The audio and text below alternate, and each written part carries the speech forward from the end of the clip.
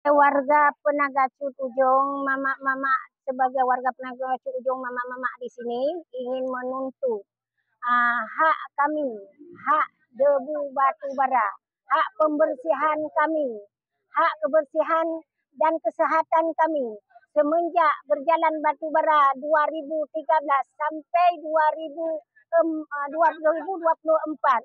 12 tahun yang akan lewat, kami tidak pernah diberi sedikit pun hak ruang kebersihan ataupun penyapu, tidak pernah. Ataupun sembako, kadang-kadang sembako itu dikasih kadang-kadang 1 tahun sekali, 2 sirupnya, itu pun difoto Pak. Tidak pernah diberi kami. Kami sekarang menuntut hak kebersihan dan kesehatan kami. Kami tidak perlu yang lain dan tidak perlu kerja dan tidak perlu check up dan tidak perlu apa yang dibilang oleh Bapak itu tidak perlu. Kami hak kami yang akan kami tuntut sekarang.